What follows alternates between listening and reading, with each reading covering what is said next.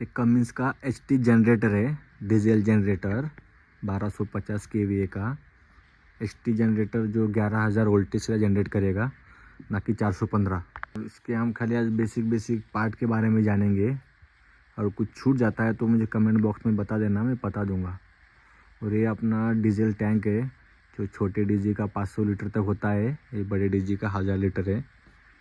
और ये डीजल है जो है ना, ये सबसे पहले जाएगा फिल्टर में। ये जो है ना वाटर फिल्टर लगा है यहाँ पे, जो बारिश के मौसम में अगर डीजल में कुछ पानी वानी चला जाएगा तो डीजल का इंजन ख़राब हो सकता है, इसलिए वाटर सेपरेटर दिए है जो पानी के पार्टिकल्स को सेपरेट करेंगे। और उसके बाद जो डीजल है वो जाएगा फ्यूल फिल्टर में, क्योंकि डीजल में भी कुछ होता है मॉइस्चर वगैरह, डस्ट पार्टिकल वगैरह, वो भी क्लियर करके वो सामने जाएगा एक्चुएटर में। और एक्चुएटर का काम क्या होता है कि हमको मान लो कि 1200 kVA का लोड है, तो उस लोड में 100 लीटर डीजल गया है, और 100 kVA के लोड में 50 लीटर गया है, तो वो एक्चुएटर डिसाइड करेगा कि कितना डीजल अंदर भेजना है। और अगर कुछ डीजल ओवरफ्लो होता है तो यहाँ पे ओवरफ्लो की लाइन भी लगी है, और डीजल वापस से जाके डीजल टैंक में जुड़ जाएगा।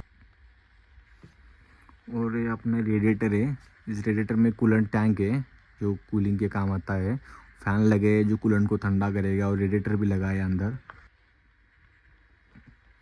ये जो दिख रहा है ना विदाउट पेंट किया हुआ, ये टर्बो चार्जर है, जो इंजन के अंदर जो भी एग्जॉस्ट बनता है CO2 गैस, वो बहुत हीट पैदा करता है, और इस एग्जॉस्ट के थ्रू बाहर जाएगा सीधा। और जो फ्रेश एयर है, वो फ्रेश एयर के लिए एयर फिल्टर दिए है, एयर फिल्टर होके फिर फ्रेश एयर इसी टर्बो चार्जर के थ्रू अंदर एंट्री करेगा, और जो एग्जॉस्ट है वो एग्जॉस्ट के थ्रू बाहर जाएगा, इसे टर्बो चार्जर बोलते हैं। और एक कंट्रोल पैनल है, कंट्रोल पैनल पे हम सब पैरामीटर्स ले सकते हैं, ऑन ऑफ का कमांड दे सकते हैं, कुछ फॉल्ट आया तो फॉल्ट भी दिखाएगा एक कंट्रोल पैनल। और कंट्रोल पैनल के पीछे जो है वो अल्टरनेटर है, TDPS का जापान की कंपनी है, जो मेन इलेक्ट्रिसिटी पैदा करता है वो अल्टरनेटर से होता है, और जो इंजन होता है वो खाली अल्टरनेटर को घुमाने का काम करता है, और जो इलेक्ट्रिसिटी वो अल्टरनेटर से पैदा क्रिएट होती है, और जो कपलिंग है दोनों को जोड़ने का काम करता है। और जो बैटरी दिए है, 12 वोल्टेज के 2 बैटरी है, और हमेशा बैटरी सीरीज में ही होता है 12-12 वोल्ट करके, 2, 4, 6 ऐसे पेयर में ही बैटरी होता है। और बैटरी जाएगा क्रैंक मोटर को, जो मोटर है ये क्रैंक मोटर को स्टार्ट करने के लिए हमने 24 वोल्टेज का बैटरी दिया है। जो क्रैंक मोटर है वो खाली इंजन को स्टार्ट करेगा, जब इंजन 90% लोड ले लेगा पिकअप, तो मोटर बंद हो जाएगा और इंजन अपने आप घूमने लगेगा। उसके बाद इंजन अल्टरनेटर को घुमाएगा, फिर अल्टरनेटर में इलेक्ट्रिसिटी जनरेट हो जाएगी।